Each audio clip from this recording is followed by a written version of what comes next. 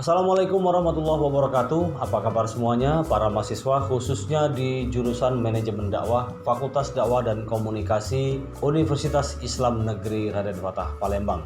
Terima kasih para mahasiswa, Anda masih bisa mengikuti kembali mata kuliah Manajemen Pers Dakwah. Ini adalah video kedua setelah beberapa waktu lalu saya muncul hanya secara audio saja, dan kali ini saya memunculkan diri dengan audio visual.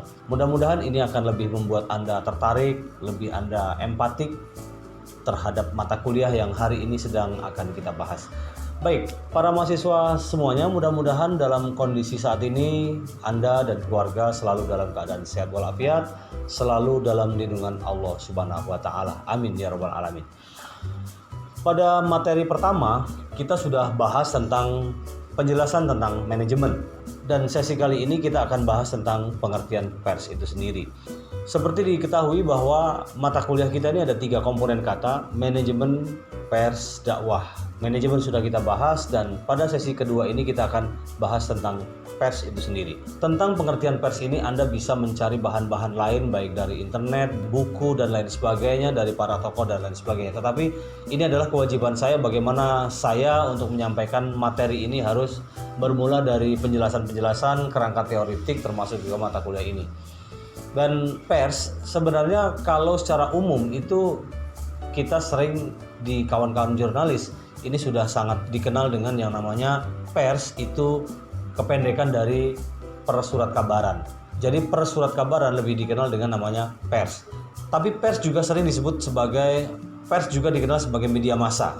Ini adalah sebuah istilah yang sebenarnya sudah sejak tahun 20-an itu sudah, dan ini kemudian mendesain opini masyarakat bahwa media massa itu dikenal dengan pers. Pers itu juga sering dikatakan oleh kawan-kawan wartawan sebagai kependekan dari persurat kabaran. Persurat kabaran akhirnya disebut dengan pers. Tentang media massa atau pers, masyarakat yang memiliki ekonomi di menengah ke bawah itu lebih tergantung kepada media massa karena akses yang terbatas, kemudian memang dia butuh informasi-informasi terutama tentang kebutuhan-kebutuhan keseharian.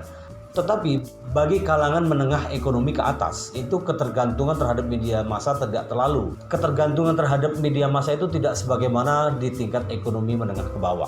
Kita beralih kepada manajemen, kita beralih kepada pengertian pers dari berbagai macam perspektif. Sekali lagi bahwa pengertian pers ini sebenarnya bisa Anda lihat dari beberapa sumber, dari buku, dari tokoh dan lain sebagainya. Tetapi ini menjadi sebuah kewajiban saya sekali lagi sebagai pengampu mata kuliah ini harus menyampaikan tentang pengertian ini. Kita ambil contoh dari misalnya berdasar pada Undang-Undang Nomor 40 Tahun 99 tentang pers, bahwa pers adalah lembaga sosial dan wahana komunikasi massa yang melaksanakan kegiatan jurnalistik yang meliputi mencari, memperoleh, memiliki, menyimpan, mengolah dan menyampaikan informasi baik dalam bentuk tulisan, suara, gambar, suara dan gambar ya, audio, visual, serta data dan juga grafik maupun infografis, maupun dalam jenis lainnya yang menggunakan media cetak, media elektronik dan segala jenis saluran yang tersedia. Pengertian pers yang tercantum dalam Undang-Undang Nomor 40 Tahun 99 ini memang lebih detail, lebih rinci ketimbang dengan penjelasan-penjelasan yang lain. Nanti Anda bisa baca di Undang-Undang Nomor 40 Tahun 99 tentang pers. Kemudian kalau kita misalnya mengutip dari penjelasan Ayub Saifullah Fatah misalnya, pers itu merupakan pilar keempat bagi demokrasi. Dan menurut Ayub Saifullah, pers ini mempunyai peranan yang sangat penting dalam membangun kepercayaan, kredibilitas, bahkan legitimasi pemerintah. Yang dimaksud pers sebagai pilar keempat versi Ayub Saifullah ini adalah pers itu memiliki fungsi, yaitu sebagai alat kontrol sosial dalam kehidupan berdemokrasi. Nah, ini nanti di akhir materi ini akan kita jelaskan tentang fungsi pers sebagaimana yang sudah kita bahas sebelumnya, atau bagi teman-teman yang memang sebelumnya belum pernah mendapat materi itu. Dan tadi kita lanjutkan tentang bagaimana penjelasan dari Ayub Saifullah bahwa fungsi kontrol itu menyangkut tentang memposisikan pers itu dalam konteks masyarakat yang semakin menguat, sehingga ketika masyarakat semakin menguat itu penting ada semacam kontrol. Karena apa? Kalau masyarakat kuat tetapi tidak ada sebab, kalau masyarakat itu kuat tetapi tidak ada kontrol, nah dalam hal ini pers berfungsi, maka dia akan tidak baik dalam iklim demokrasi. Itu penjelasan dari Ayub Saifullah. Selain itu juga kita bisa dipahami selain itu dari penjelasan ayat ini juga bisa kita pahamkan bahwa dengan adanya pers yang berfungsi melakukan cover both side ya. Cover both side itu melihat dari berbagai sudut pandang. Dia tidak sepihak, kemudian tidak framing, tidak bias berita. Dari berbagai sisi dia ambil, tidak hanya satu pandangan saja, tidak hanya satu sudut pandang saja, dan itu memang harus dipertahankan oleh para praktisi pers, media massa dalam hal ini personal atau kelembagaan, sehingga pers itu menjadi media penyampai aspirasi masyarakat terhadap pemerintah. Dia menjadi jembatan bagaimana masyarakat bicara, kemudian pers menyampaikan, kemudian direspon oleh pemerintah. Ini adalah bagian dari salah satu tugas pokok pers itu sendiri. Jadi menjadi jembatan ya, menjadi jembatan bagi masyarakat kepada pemerintah. Kemudian selain itu juga pers menurut Ayub Saifullah ini sebagai gatekeeper, artinya pers ini bagaimana dia harus menyaring. Menyaring apa? Menyaring pemberitaan, menyaring informasi yang dia terima, dia olah, dia gali, sehingga memang ketika media itu, maksud saya ketika berita itu disampaikan kepada publik, maka ini akan mencerdaskan, bukan malah sebaliknya menyesatkan. Sehingga dengan adanya kesadaran pers yang betul-betul cover both side, kemudian juga ranah publik ya, domain publik yang dikedepankan, maka pers itu akan dapat mendidik, menjadi jembatan, menjadi mediator yang baik antara pemerintah dan masyarakat. Kemudian pendapat lain juga kita bisa kutip dari Umar Seno Aji, seorang praktisi pers juga, bahwa pers dalam arti sempit menurut Umar yaitu penyiaran pemikiran, gagasan atau berita-berita dengan kata tertulis. Kemudian pers dalam arti luas menurut Umar adalah memasukkan di dalamnya semua media mass communication yang memancarkan pikiran dan perasaan seseorang, baik dengan kata-kata tertulis maupun dengan lisan. Nah, ini lebih kepada penjelasan yang lebih luas ya, karena apa? Karena semua persoalan yang berkaitan dengan media massa yang itu dikomunikasikan, baik itu melalui pemikiran, melalui perasaan seseorang yang tertulis dengan kata-kata maupun dengan lisan, dalam perspektif Umar Seno Aji ini menjadi penjelasan pers itu sendiri. Kemudian kalau kita mengerucut pengertian dari Kamus Umum Bahasa Indonesia, pers itu berarti alat cetak untuk mencetak buku, surat kabar, alat untuk menjepit atau memadatkan surat kabar dan majalah yang berisi berita orang yang bekerja di bidang persurat kabaran. Sebenarnya ini hanya beda redaksional saja, tetapi dalam Kamus Bahasa Indonesia lebih kepada penjelasan alat cetaknya ya. The next, kita beralih kepada Kustadi Suhandang, melihat bahwa pers adalah seni atau keterampilan mencari, mengumpulkan, mengolah, menyusun dan menyajikan berita tentang peristiwa yang terjadi sehari-hari secara indah dalam rangka memenuhi segala kebutuhan hati nurani halayak. Nah, jadi kalau kita pahami dari pengertian dari Kustadi Suhandang ini, apa yang sudah dilakukan oleh para jurnalis itu misalnya mencari, mengumpulkan, jadi sudah dicari, dikumpulkan, kemudian diolah. Sudah diolah kemudian disusun. Dan setelah disusun itu disajikan. Dalam bentuk apa? Bisa dalam bentuk koran, bisa bentuk online, bisa bentuk radio, atau juga bentuk televisi.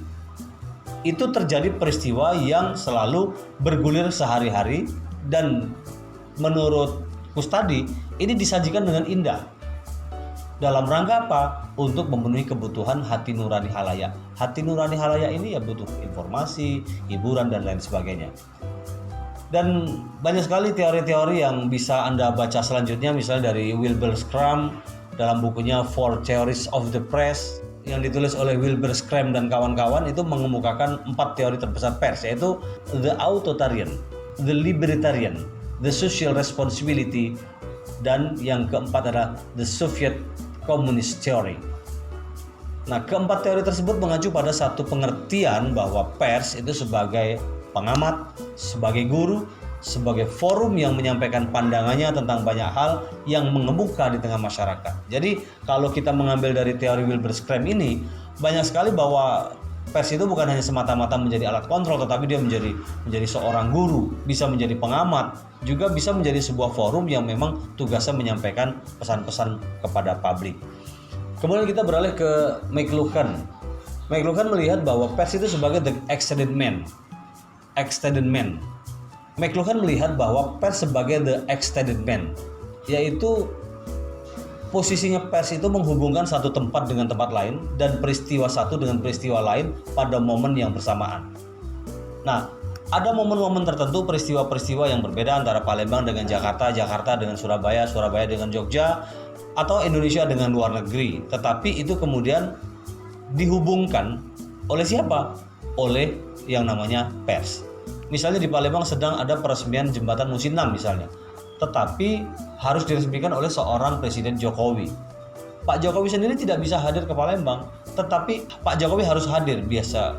Akhirnya apa? Bisa dengan Zoom meeting, bisa dengan telekonferensi dan lain sebagainya. Ini peristiwanya jauh antara Jakarta dengan Palembang. Palembang punya kepentingan bagaimana Pak Jokowi melantik, bagaimana Pak Jokowi itu meresmikan Musi 6 misalnya, tetapi Pak Jokowi tidak bisa hadir. Akhirnya apa? Antara satu tempat yang lain itu bisa dihubungkan dengan peristiwa-peristiwa yang sama atau peristiwa-peristiwa yang berbeda dalam momen yang bersama. Ini versi McLuhan. Kemudian kita kembali kepada pengertian dari beberapa tokoh lainnya, misalnya Raden Mas Djokomono. Pers adalah yang membentuk pendapat umum melalui tulisan dalam surat kabar. Pendapat ini yang mampu membakar semangat para pejuang dalam memperjuangkan hak-hak bangsa Indonesia masa penjajahan Belanda. Tentu penjelasan dari Raden Mas Djokomono ini berlatar belakang dengan sejarah ketika itu, bagaimana pers itu memang betul-betul menjadi alat pemberi semangat para pejuang sehingga bisa melawan kolonialisme. Dan bagaimana sebenarnya sejarah media atau pers di Indonesia nanti kita akan bahas di sesi berikutnya. Kita masuk kepada sejarah pers di Indonesia. Kalau kita bagi tahapan, ini ada beberapa hal yang Anda perlu tahu bagaimana sebenarnya sejarah pers di Indonesia. Misalnya pada masa penjajahan Belanda di era 1615 yang kemudian saat itu Jan Petersen Chun yang menjadi gubernur saat itu, gubernur VOC maksud saya, menerbitkan sebuah media yang dinamakan waktu itu namanya Memoires der Novelis yang ditulis dengan tangan. Hebat kan? 1619 itu sudah ada media yang ditulis dengan tangan. Nah, dari situ bisa dikatakan sebagai awal mula munculnya media massa di masa VOC pada tahun 1650. Kemudian maju lagi pada bulan Maret 1688. Saat itu di Indonesia kedatangan mesin cetak pertama, tentu dari negeri Belanda, dan atas instruksi pada saat itu diterbitkan sebuah surat kabar yang nomor perkenalannya itu dimuat dengan ketentuan-ketentuan perjanjian antara Belanda dengan Sultan Makassar. Setelah surat kabar pertama, kemudian terbitlah surat kabar yang diusahakan oleh pemilik percetakan-percetakan di beberapa tempat di Jawa. Surat kabar tersebut lebih berbentuk pada koran iklan. Fungsinya apa? Untuk membantu pemerintahan kolonial Belanda. Dan memang saat itu mau tidak mau koran yang terbit di Indonesia memang harus berafiliasi kepada pemerintah Belanda. Kemudian ketika masuk pada pendudukan Jepang, surat kabar di Indonesia juga awalnya memang berusaha berdiri sendiri, tetapi kemudian dipaksa untuk bergabung menjadi satu.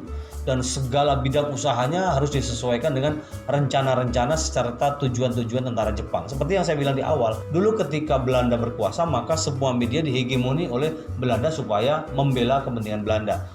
Demikian halnya ketika Jepang itu juga menghegemoni Indonesia supaya apa yang diusahakan dalam konteks media massa ini supaya berpihak kepada Jepang. Pada zaman kependudukan Jepang, pers juga kemudian dipaksa oleh pemerintah Jepang supaya dia berpihak kepada Jepang. Kabar-kabar dan penjelasan-penjelasan yang dimuat itu betul-betul memang pro dengan Jepang, tidak boleh pro dengan yang lain. Kenapa? Dia tidak boleh bertentangan karena ini akan menciptakan opini publik yang berbeda. Kemudian masuk kepada masa revolusi fisik. Nah, peranan yang telah dilakukan oleh pers kita pada saat-saat proklamasi kemerdekaan misalnya, itu dengan sendirinya sejalan dengan perjuangan rakyat Indonesia. Bahkan kalau misalnya kita lihat dari sejarah, itu tidak sedikit para wartawan yang juga langsung turut serta di dalamnya untuk mendorong supaya proklamasi itu segera dilahirkan atau proklamasi itu segera dijadikan sebuah momen sejarah di Indonesia. Dan muncullah yang namanya semboyan sekali merdeka tetap merdeka. Ini menjadi sebuah pegangan teguh bagi para wartawan ketika itu. Pada masa revolusi fisik ini pada tahun 1945 sampai 1949, dan periode berikutnya kita dapat golongkan kepada kategori pertama, pers yang diterbitkan yang diusahakan di daerah yang dikuasai oleh kependudukan sekutu, kemudian Belanda, dan juga yang kedua, pers yang diterbitkan diusahakan di daerah yang dikuasai oleh Republik Indonesia yang juga turut bergerilya ketika itu. Kemudian kita masuk kepada masa demokrasi liberal. Pers dalam masa demokrasi liberal itu dalam aksi-aksi ini peranannya yang telah dilakukan oleh pers Republik sangat besar. Misalnya Republik Indonesia Serikat itu yang tidak sesuai dengan keinginan rakyat, akhirnya bubar juga. Bubarnya ini kemudian terbentuknya kembali Negara Kesatuan Republik Indonesia pada tanggal 17 Agustus 1950. Dan pada masa ini memang pers itu mendapat dukungan masyarakat umum. Tetapi di sisi lain, pers yang terbit ketika itu justru berafiliasi kepada beberapa kepentingan-kepentingan tertentu. Misalnya pers itu cenderung kepada aliran-aliran politik tertentu. Aliran maksud saya pers kita ini masuk kepada kepentingan-kepentingan politik tertentu. Dan antara satu dengan yang lain itu saling bertentangan. Bahkan yang ironisnya di antara sekian banyak media-media ketika di tahun ini banyak sekali yang menyalahi kebebasan pers itu sendiri. Jadi freedom of the press yang kadang-kadang melampaui batas dari batas-batas kesopanan. Kenapa? Karena ini memang kepentingan dari partai politik. Kemudian masuk kepada pers masa demokrasi terpimpin. Demokrasi terpimpin ini sering disebut oleh kawan-kawan wartawan pada masa Orde Lama, yaitu Soekarno berkuasa. Nah, periode ini juga terjadi saat kabinet kerja dipimpin oleh Presiden Soekarno ketika itu sebagai tindak lanjut keluarnya dekret Presiden tanggal 5 Juli 59 hingga meletusnya G30 SPKI tahun 65. Nah, setelah ada periodisasi Orde Lama, kemudian muncullah Orde Baru. Orde Baru dipimpin oleh seorang Soeharto. Seperti diketahui bahwa sudah sangat menyejarah bahwa pers di masa Orde Baru itu sangat otoriter, sangat represif, dan wartawannya acap kali dipaksa, medianya acap kali ditekan supaya dia memihak kepada pemerintah. Dan ketika itu memang suasananya sangat genting. Siapapun media yang memberitakan tentang hal-hal yang bertentangan dengan Orde Baru, maka besok pagi dalam hitungan menit maka media itu akan diberangus, akan dibredel oleh pemerintah yang ketika itu dipimpin oleh Soeharto. Dan perjalanan Orde Baru memang sangat represif ya. Perjalanan pers di masa Orde Baru sangat represif sampai akhirnya ada organisasi tunggal, wartawan dipaksakan harus ada. Kenapa? Karena untuk menghegemoni supaya wartawan tidak menulis hal-hal yang kritis terhadap pemerintah. Jadi memang pada masa Orde Baru wartawan tidak boleh menulis tentang kritik terhadap pemerintah, terhadap TNI, terhadap keluarga Cendana dalam arti sebagai simbol Soeharto, dan siapapun yang berani menulis pemerintah, menulis TNI, menulis keluarga Cendana, maka siap-siap besok pagi baik medianya atau orangnya lenyap tak berkabar. Ini adalah fakta yang sangat menyejarah yang tidak bisa dipungkiri dari catatan-catatan hitam dalam pemerintahan masa Orde Baru. Nah, setelah itu kemudian berubah kepada masa reformasi. Pada masa reformasi ini B.J. Habibie sangat dianggap sebagai orang yang paling berjasa. Kenapa dianggap sebagai berjasa? Karena pada masa B.J. Habibie inilah terjadi sebuah pergantian iklim bagaimana pers yang dulu dikekang oleh SIUP. SIUP itu adalah surat izin usaha penerbitan pers yang sangat represif. Dan ketika itu B.J. Habibie mengganti Menteri Penerangannya Yunus Yosfiah. Dan Yunus Yosfiah ini dan Muhammad Yunus Yosfiah ini di bawah kepemimpinan B.J. Habibie merombak semua aturan-aturan pers, merombak semua iklim perizinan media massa sehingga media massa menjadi berganti lebih bebas. Kemudian kita memasuki kepada media tradisional. Tradisional ini bukan berarti kemudian kita kembali kepada zaman batu ya, tetapi media tradisional ini adalah media yang punya otoritas, tergabung dalam sebuah organisasi yang resmi, misalnya punya PT, badan hukum, punya situs, SIUP, dan TDP, dan lain sebagainya. Nah, media tradisional ini kemudian digolongkan sebagai surat kabar, koran, majalah, radio, televisi, film, dan layar lebar. Nah, dalam jenis media ini terdapat ciri-ciri seperti informasi dari lingkungan diseleksi, diterjemahkan, distribusinya seperti sekarang. Jadi seperti sekarang itu sebenarnya ada menganggap bahwa media cetak sudah dianggap media tradisional. Lama-lama sudah tidak lagi dianggap sebagai media yang layak dibaca. Kenapa? Karena sekarang masih dipertanyakan juga. Sekarang itu ketika ada orang mencetak koran itu masih dipertanyakan. Oh, ternyata koran di sini masih laku ya. Jadi koran sudah mulai dianggap sebagai media tradisional. Tetapi sekali lagi bahwa ada beberapa kelompok-kelompok tertentu yang memang saat ini masih juga memerlukan media tradisional. Kenapa? Ada kelompok-kelompok tradisional, ada media-media yang masih bisa mengambil akses itu. Artinya apa? Ada media-media cetak yang masih ada beberapa media-media cetak yang masih kemudian dibutuhkan oleh kalangan-kalangan tertentu. Dan sifatnya media tradisional ini semuanya diseleksi, kemudian yang bahasa Inggris menjadi bahasa Indonesia atau sebaliknya kemudian didistribusikan. Ya koran kan harus didistribusikan. Koran ini kalau sudah dicetak, ya kan, misalnya cetak jam 11, selesai jam 12. Jam 1 itu sudah keliling ke daerah, ke 17 kabupaten kota kalau di Sumatera Selatan. Kemudian dibawa oleh mobil box atau dikirim sama travel, jam setengah 8 atau jam 7 itu sudah masuk kantor-kantor, jam 8 pagi sudah ada di meja para pelanggan. Dan ini adalah bagian dari definisi media tradisional yang dianggap oleh beberapa sumber sampai saat ini masih ada di lingkungan kita. Dan media massa tradisional maksud saya menjadi media perantara, kemudian mengirim informasi melalui saluran-saluran tertentu, misalnya ke radio sama televisi melalui gelombang dan melalui frekuensi, kemudian koran melalui cetaknya, dan media-media lain seperti juga media-media televisi. Dan sifat media tradisional ini, penerimaan pesan tidak pasif. Ini merupakan bagian dari masyarakat yang menyeleksi informasi yang memang mereka terima, sehingga interaksi antara sumber berita dan penerimanya sedikit. Kemudian kita masuk kepada masa modern ya. Masa modern ini, media massa pada masa modern sudah dihinggapi dengan media-media medsos ya, apakah itu Instagram, apakah itu FB, apakah itu LinkedIn atau itu juga dan lain sebagainya. Dan pada masa media modern ini kitalah yang menentukan kapan kita bisa berkomunikasi, kapan kita mau menjawab, kapan kita mau ngomong, itu bisa kapan saja kita lakukan. Beda dengan media-media tradisional, dia sudah ditentukan deadline-nya, ditentukan jam terbitnya, kapan dia bisa dibaca dan lain sebagainya. Baik, itu penjelasan tentang perjalanan pers di Indonesia, dan kita masuk kepada fungsi pers.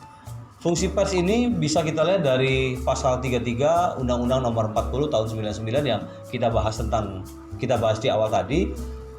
Secara umum ini ada 4. Yang pertama sebagai informasi, sebagai pendidikan, sebagai hiburan, sebagai kontrol sosial, dan itu bisa Anda baca. Pers itu berfungsi sebagai media informasi, berarti diartikan bahwa pers itu menyediakan informasi tentang peristiwa yang terjadi di tengah masyarakat, dan kemudian masyarakat membeli kalau itu koran, kemudian kalau radio itu mendengarkan, dan memang masyarakat memerlukan sebuah informasi dari berbagai bentuk, dari berbagai sisi. Kemudian pers berfungsi sebagai pendidikan. Artinya bahwa wartawan dan medianya itu berfungsi bagaimana mendidik masyarakat menjadi cerdas. Dalam hal ini, makanya wartawan harus bisa-bisa memilah, mengolah, dan memilih berita mana yang mencerdaskan masyarakat dan bukan membodohi. Kemudian yang berikutnya adalah pers berfungsi sebagai hiburan. Hiburan ini sifatnya yang ringan-ringan, bisa bentuknya bukan hard news ya, bukan berita-berita berat ya, tetapi berita-berita ringan, bisa bentuk cerita pendek, bisa tips, bisa berita-berita ringan, bisa olahraga dan lain sebagainya, teka-teki silang, pojok, dan cerita bersambung. Semuanya bentuknya hiburan. Kemudian ini juga tidak kalah pentingnya media sebagai kontrol sosial.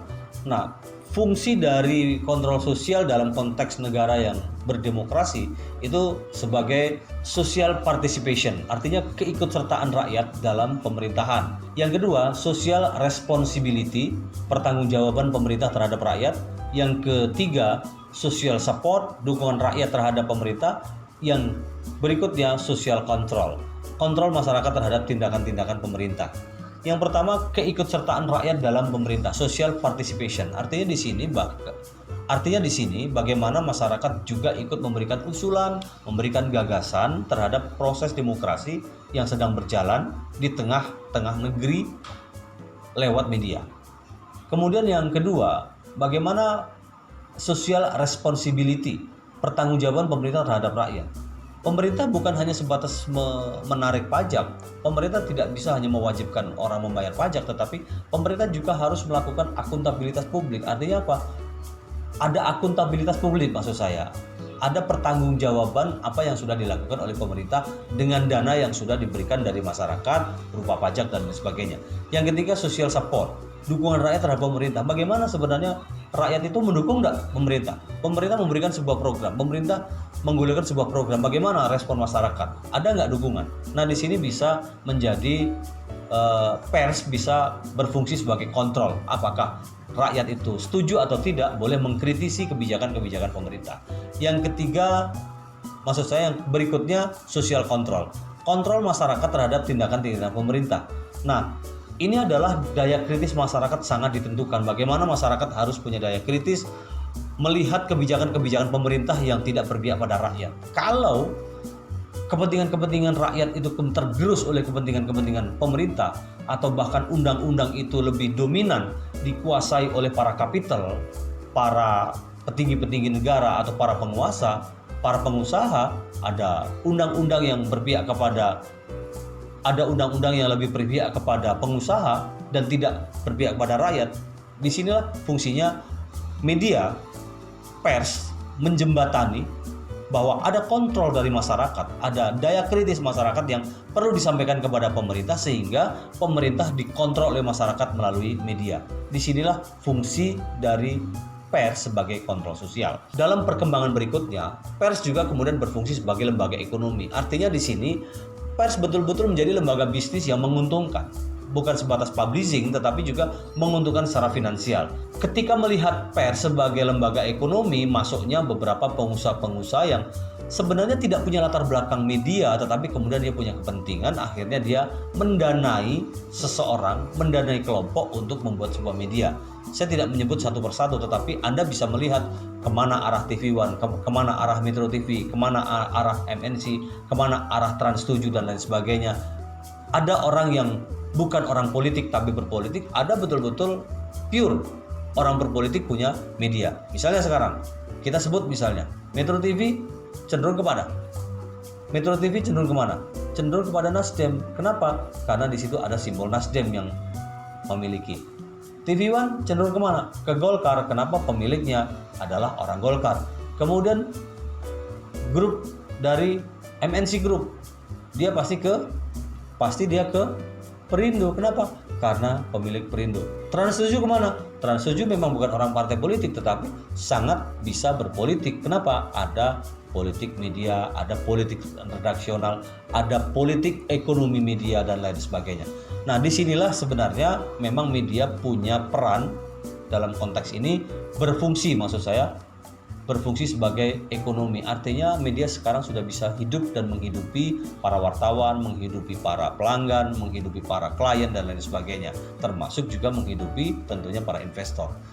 Nah, setelah mereka menguasai secara ekonomi, akhirnya apa? Masuk kepada fungsi dari pers itu sendiri, masuk kepada politik. Nah, ketika pers itu sudah berfungsi sebagai alat politik, maka kembali kepada di masa-masa sebelumnya. Masa-masa sebelumnya juga sempat kan pers itu sebagai alat politik, dan sekarang sudah sangat tampak bagaimana pers sudah menjadi alat politik, bukan hanya sebagai alat ekonomi. Si A mengebuk si B mengebuk si A, narasumber-narasumbernya sudah disiapkan sedemikian rupa yang pro dan kontra. Siapa yang kontra, pasti dia tidak pernah akan didudukkan sebagai narasumber di media tempat partai bernaung. Itu sudah dipastikan. Pasti dia akan mencari narasumber-narasumber yang betul-betul pro dengan partai politik. Nah, disinilah ketika pers itu berposisi sebagai alat politik, maka independensi pers sudah tidak ada lagi.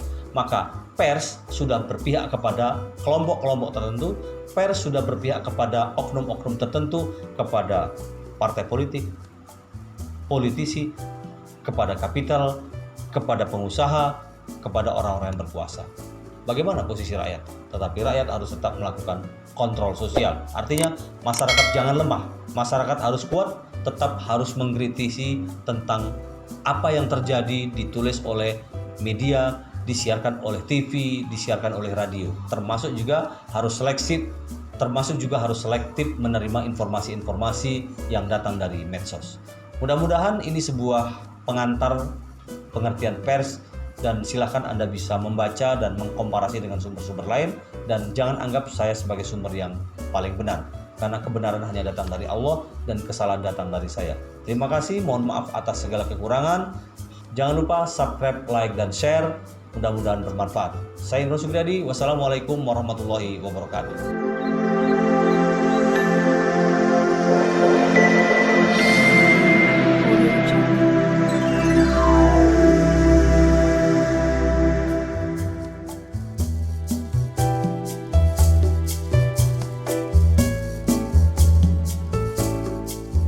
Teman-teman, seperti biasa, di akhir video ini saya pasti memberikan tugas kepada Anda, dan silahkan dibaca, dipelajari, silahkan untuk dikerjakan. Mudah-mudahan ini bisa menjadi bagian awal Anda untuk memacu diri Anda sebagai kreator-kreator bumi. Terima kasih, selamat berkarya. Wassalamualaikum warahmatullahi wabarakatuh.